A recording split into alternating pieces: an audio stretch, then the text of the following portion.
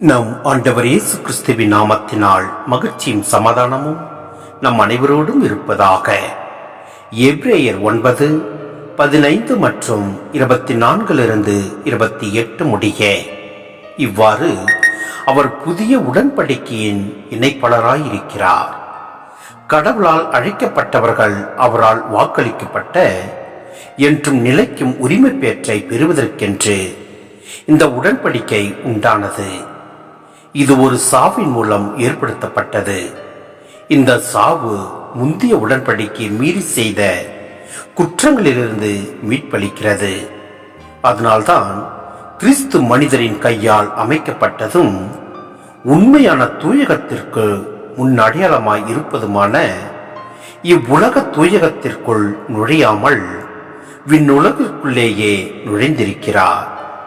அங்கே இப்போது நம் சார்பாக கடவுளின் திருமுன் நிற்கிறார். தலைமை குரு விலங்குகளின் இரத்தத்துடன் ஆண்டுதோறும் தூயகத்திற்குள் செல்வார். அதற்கு மாறாக கிறிஸ்து தம்மையே ஒரே முறை பலியாக கொடுத்தார். அதை மீண்டும் மீண்டும் செய்யவில்லை. அவ்வாறு செய்திருப்பார் என்றால் உலகம் தோன்றிய காலத்தொட்டு அவர் மீண்டும் மீண்டும் துன்புற்றிருக்க வேண்டும்.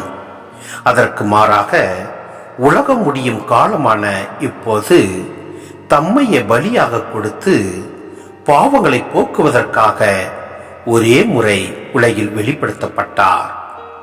மனிதர் ஒரே முறை சாவுக்கு உட்படுகின்றனர். பின்னர் இறுதி தீர்ப்பு வருகிறது. இதுவே அவர்களுக்கென உள்ள நியதி.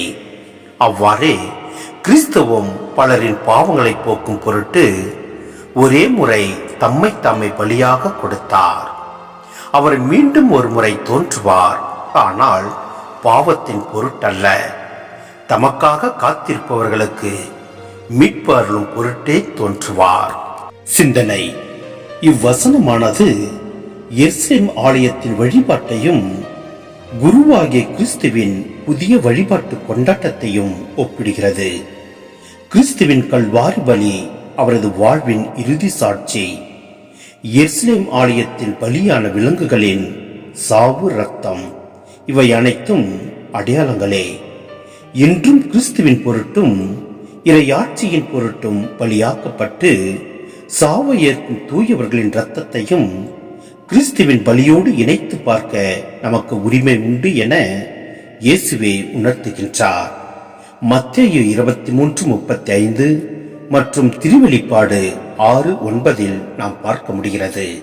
எனவே நாம் எதற்கும் நாம் அஞ்சாமல் நம் ஆண்டவரில் முழு நம்பிக்கை வைத்து செயல்படுவோம்.